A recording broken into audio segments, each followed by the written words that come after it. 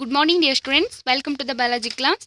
Today I am going to discuss about the biochemical characterization of transforming principle. See, in our previous classes, we have studied about the transforming principle by Griffith experiment. And he used the Streptococcus pneumonia, which is the bacterium responsible for pneumonia. When Streptococcus pneumonia bacteria are grown on a culture plate, some produce smooth shiny colonies, that is the S, and while others produce rough colonies, which is the R. This is because the S strain bacteria have a mucus, that is the polysaccharide coat, while R strain does not. So mice infected with the S strain because of it is a virulent and die from pneumonial infection. But mice infected with R strain do not develop pneumonia. So Griffith took 4 experiment. The first, which is the S strain, inject into mice, mice die, and R strain inject into mice, mice live. So because of the reason S strain, which is a coated with the mucus and it is a virulent, but R strain do not, and which is the non-virulent. So the Griffith was able to kill bacteria by heating them, and again he did 2 more experiments. The S strain heat killed, inject into mice, mice live, and S strain heat killed while mixed with the R strain line and inject into the mice, mice die. So this experiment totally he concluded that the R strain bacteria had somehow been transformed by the heat killed S strain bacteria. But what happened here?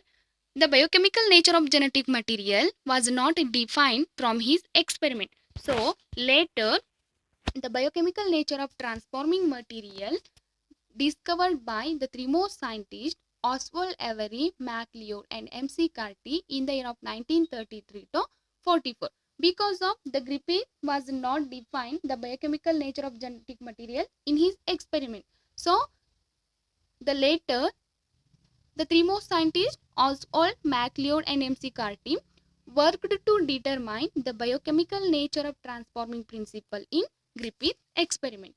So here they tried transforming the R cells to S cells by using biochemical, because the injected of the mixture of the heat killed S and live R bacteria, the mice died, and the Griffith concluded that the R strain bacteria had somehow been transformed by the heat killed S strain bacteria. So here Oswald, MacLeod and M.C. Carty, they tried transforming the R cells to S cells by using biochemicals.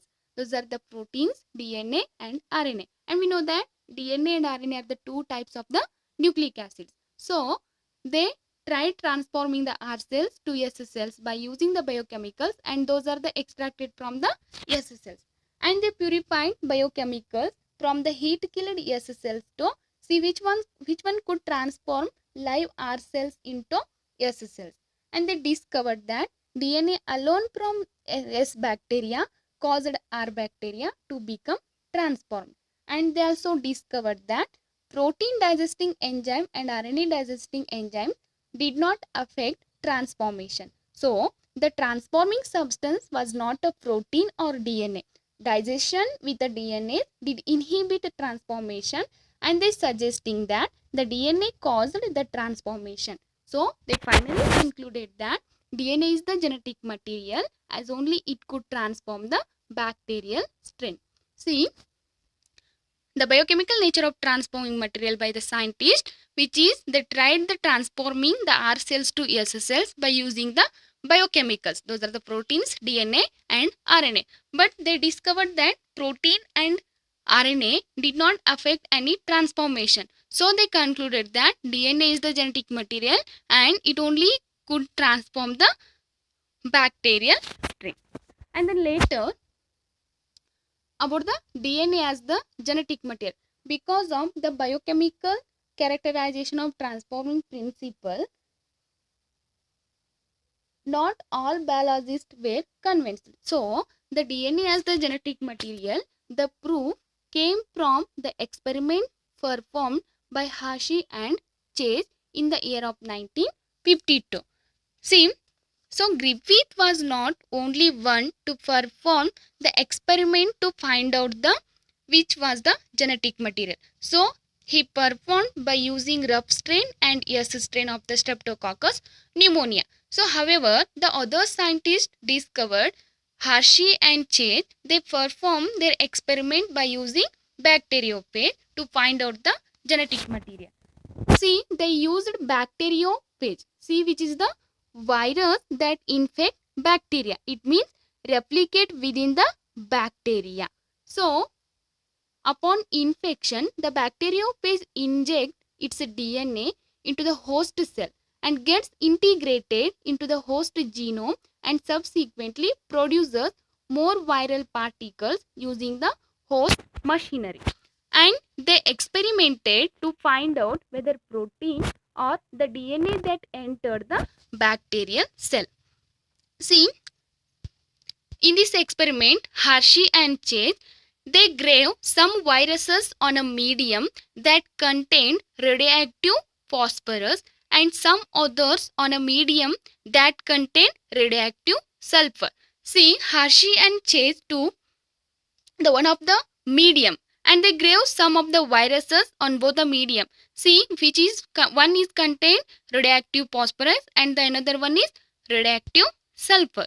And media containing radioactive phosphorus had a radioactive DNA and media containing radioactive sulfur had a radioactive protein. See, which is included three processes: infection, blending and centrifugation. See, the process of infection, these radioactive bacteriophages were used to infect the bacteria.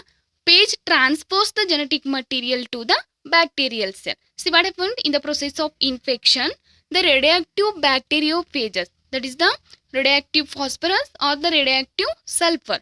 See, the radioactive bacteriophages were used to infect E. coli bacteria and phage transport the genetic material to the bacterial cell. And the blending process, viral coat were separated from the bacterial cell by agitating them in a blender. And the centrifugation, viral particles were separated from the bacterial cell by spinning them in a centrifuge machine. See, the process infection, it is infect the bacteria while the transfer the genetic material to the bacterial cell. And the bacterial cell, by agitating them in a blender, the viral coat were separated. That is the process of blending. And the third process, which is the centrifugation. See, the viral particles were separated from the bacterial cell by spinning them in a centrifuge machine. See, this is the diagrammatic representation of the Hershey and Chase experiment. See, here the red color, that is the radioactive labeled protein capsule, and in this black one the radioactive labeled DNA. See, the process of infection, which is infect the bacterial cell, and the process of blending, and the third process, which is the centrifugation. See, the radioactive labeled protein capsule, there is no residues detected in the cells, but radioactive detected in the supernatant. But in the radioactive labeled DNA, radioactive detected in the cells, no radioactivity detected in supernatant. So, the Hershey and Chase experiment, the observation, the bacteria infected with a phage with a radioactive protein, no radioactivity detected in cells and radioactivity detected in the supernatant. So, and the bacteria infected with a phage with a radioactive DNA, radioactivity detected in cells, no radioactivity detected in the supernatant. So, finally they concluded that the above observation concluded that it is the DNA that entered the bacteria from phage and not proteins. Hence, it was concluded that DNA is the genetic material and not the protein, because of the DNA only transfer the characters, the DNA only transfer the genetic information to the bacterial cell. So here the DNA is the genetic material and not the protein. And the next one, the properties of genetic material. See, the DNA versus RNA. See, from the foregoing discussion, the clear that the debate between the protein versus DNA as the genetic material was and resolved from the Hershey and Chase experiment. So, in some viruses, RNA is the genetic material. For example, tobacco mosaic virus. See, what happens here? The sum of the chemical properties of the genetic material. See here, the criteria for a biochemical to be genetic material. So, the sum of the criteria for the biochemical nature of genetic material. In this, it should be able to make a copy of itself. That is the replication. Means it should be able to make a copy of itself. And the second point, it should be structurally and chemically stable. And the third point, it should all the scope for mutations, which is essential for the process evolution. And the mutation in the sense, the sudden change in the genes. And fourth point, it should express itself following the Mendelian principles of inheritance. See, this is the very important in your examination. The criteria for a biochemical to be genetic material or the sum of the chemical properties of the genetic material. A molecule that can act as a genetic material must fulfill the following criteria. So, it should be able to make a copy of itself, and it should be structurally and chemically stable, and it should all the scope for mutations, and it should express itself following the Mendelian principles of inheritance. And the next one, stability of RNA. See, the stability in the sense, the first point about the stability of the RNA. See, the 2' alcoholic group in RNA is present at every nucleotide makes RNA unstable and degradable. And second point, RNA also acts as a catalyst, that is the ribozyme, hence reactive. And RNA mutates faster compared to DNA as it is unstable. And stability of DNA, the complementarity of the two DNA strands provides stability to the molecule. And thymine instead of uracil in DNA provides additional stability. And the next, DNA is the more stable chemically and structurally, is the preferred nucleic acid for storage of genetic material. See here, the stability of the RNA and DNA. See, both DNA and RNA are able to mutate, but RNA can directly code for the synthesis of proteins, hence can easily express the characters. But DNA is dependent on RNA for synthesis of proteins. And the above discussion indicates that both RNA and DNA can function as a genetic material, but DNA being more stable is preferred for storage of genetic information. So, this is the stability of the